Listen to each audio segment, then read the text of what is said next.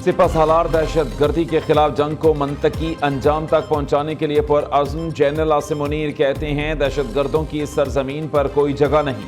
Security forces ने इस फितने के खिलाफ नुमाया कामयाबियां हासिल की। पाक अफवाज ने दहशत गर्दों के लीडरों का खात्मा यकीनी बनाया। सिक्योरिटी फोर्सेस की फितना अल ख्वारिज के खिलाफ बेमिसाल कामयाबियों पर फख्र है। Army chief general Asim Munir का पेशावर का दौरा। खैबर पख्तूनख्वा में इंसदाद दहशतगर्दी ऑपरेशन और सिक्योरिटी सूरत हाल पर ब्रीफिंग दी गई। वज़ीर दाखिला मोहसिन नकवी, वज़ीर आला अली अमीन गंडापुर और दीगर आला हुक्काम की शिरकत। आर्मी चीफ ने मुसल्लह अफवाज और सिक्योरिटी इदारों के गैर मुतज़लज़ल अज़्म और बेमिसाल कुर्बानियों को सराहा। जनरल आसिम मुनीर से गवर्नर खैबर पख्तूनख्वा फैसल करीम कुंडी, अमीर जमात इस्लामी हाफिज नईमुर रहमान, कौमी वतन पार्टी के सरबराह आफ्ताब शेरपाऊ ने भी मुलाकात की।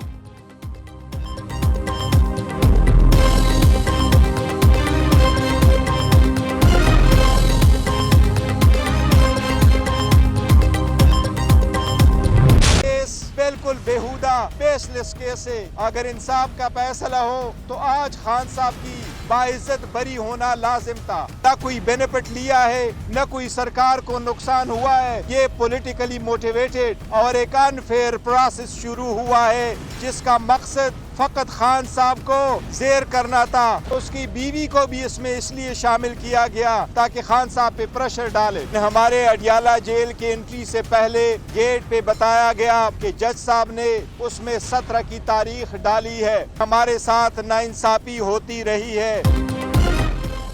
190 मिलियन पाउंड रेफरेंस का फैसला तीसरी बार मुअख्खर। महफूज फैसला अब 17 जनवरी को सुनाया जाएगा। बानी पीटीआई बुशरा बीबी और वकला की अदम पेशी पर अदालत बरहम। जज नासिर जावेद राना ने रिमार्क्स दिए।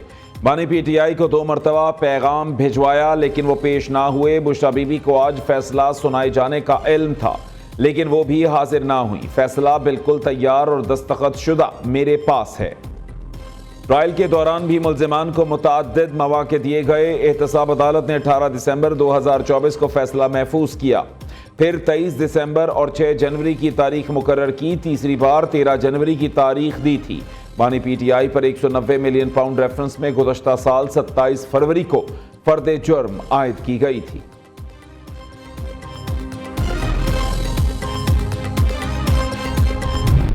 ताखीरी हरबे इस्तेमाल करने की रिवायत है अदालती केसेस के अंदर।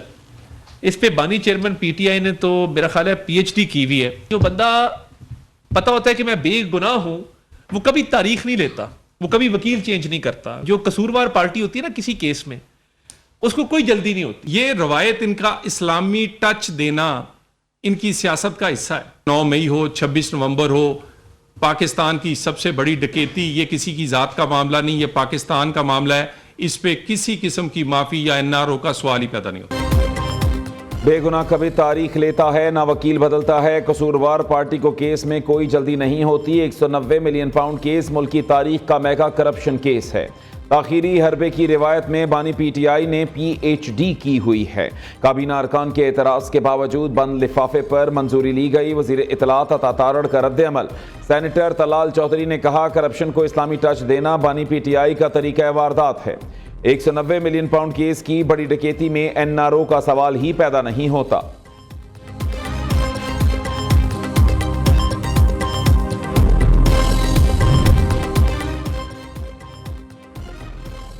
हुकूमत और पीटीआई के दरमियान मुज़ाकरात में पेशरफ्त।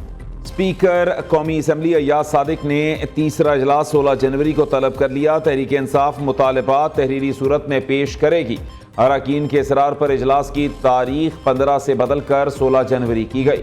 आज से 15-20 दिन पहले वो मुज़ाकरात कहते थे कि हमने इन्हें मुज़ाकरात ही नहीं करनी, ये इनके पास अथॉरिटी कोई नहीं है, इनके पास जो है कोई इख्तियार नहीं है, हम क्यों मुज़ाकरात करें। इस तरह इनसे इन लोगों से ब्लैकमेल ना हो।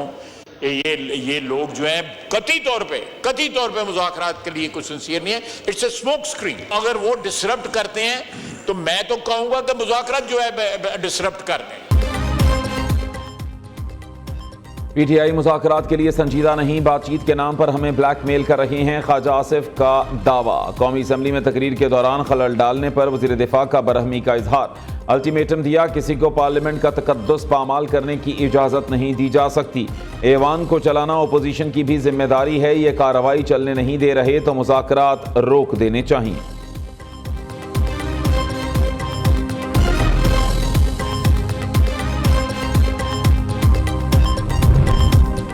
हम मुज़ाकरात में संजीदा हैं। ख्वाजा आसिफ और दीगर लोग मिलकर प्रोपेगेंडा कर रहे हैं। हम थके हैं, ना हमें कोई डर है। पीटीआई रहनुमा असद कैसर का जुडिशल कमीशन के क़याम तक एहतजाज जारी रखने का ऐलान। अलकादर ट्रस्ट केस का फैसला मुअख्खर करना साजिश करार दे दिया।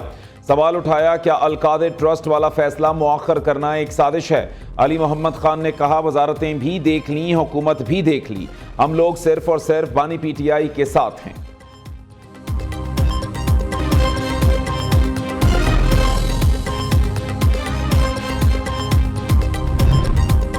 कैडेट कॉलेज पेटारू के मुलाजमीन के लिए खुशखबरी। सदर आसिफ जरदारी ने पेंशन बकायाजात की अदायगी के लिए 200 मिलियन ग्रांट की मंजूरी दे दी।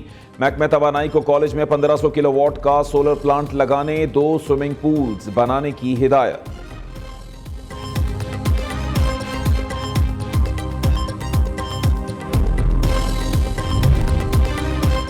वज़ीर-ए-आज़म का फीसलेस कस्टम असेसमेंट सिस्टम में मजीद बेहतरी लाने का हुक्म। वजारत इंफॉर्मेशन टेक्नोलॉजी और FBR को मिलकर काम करने की हिदायत।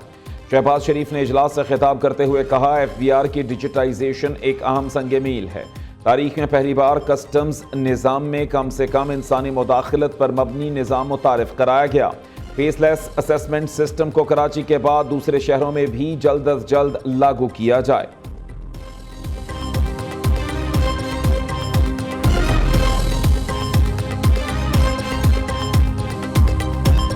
कोई पासबान कभी ये नहीं कर सकता कि किसी के बहकावे में आके मुल्क को आग लगा दे।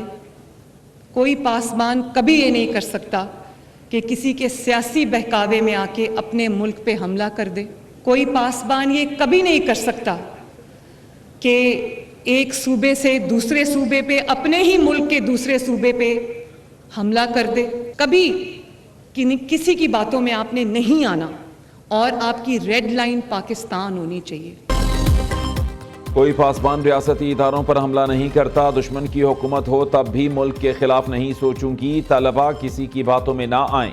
पाकिस्तान रेड लाइन है। पंजाब में 30,000 स्कॉलरशिप्स दे रहे हैं, खुशी है। 60% स्कॉलरशिप लड़कियों ने हासिल की। वज़ीर आला पंजाब का भावलपुर की इस्लामिया यूनिवर्सिटी में तकरीब से खिताब। दूसरी जानिब मरीम नवाज ने लाहौर में मस्कन रावी हाउसिंग स्कीम का इफ्तिताह कर दिया। कहा, कम आमदनी वालों को घर बना कर दे रहे हैं। 2.5 माह की कलील मुद्दत में 100 घर बनकर तैयार हो चुके। 5 साल के दौरान 5 लाख फैमिलीज को घर बना कर देंगे।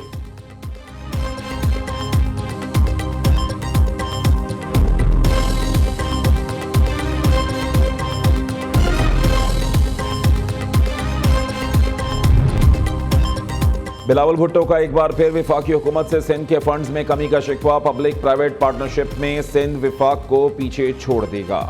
चेयरमैन पीपल्स पार्टी ने कहा कि बच्चों की शरह अमवात पर सिंध हुकूमत के खिलाफ मनफी मुहिम चलाई गई। सूबाई हुकूमत बच्चों की सेहत से मुताल्लिक इनकलाबी इकदाम कर रही है। सेहत के शोबे में काम को आलमी सतह पर सराहा गया। चाइल्ड लाइफ इमरजेंसी मंसूबे को हर तहसील में पहुंचाया गया।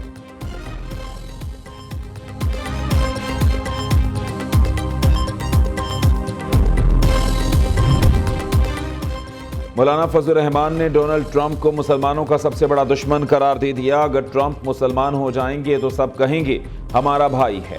कौमियत का नारा लगाने वाले लोग भी खुद को लिबरल कहते हैं। मीडिया से गुफ्तगू में कहा, JUI को ज़ेरे आताब लाया जाता है कि लोगों को लड़ाते क्यों नहीं। इस सियासत ने नफरत, फितना और फसाद, लड़ाई को जन्म दिया। हमें कौम को जोड़ने और इंसानियत की बात करनी है।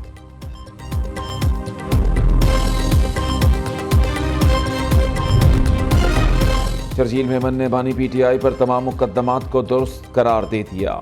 बानी PTI ने घड़ी लेकर बेची, फिर कहते हैं सड़क बनाई। ये सोची समझी साजिश के तहत प्रोपेगेंडा चल रहा है। सिंध के सीनियर वजीर की मीडिया से गुफ्तगू। कहा, 2025 खुशखबरियों और तरक्की का साल है। कराची के शहरियों के लिए इसी साल डबल डेकर बसेस ला रहे हैं। नौजवानों के लिए EV टैक्सी सर्विस शुरू करेंगे।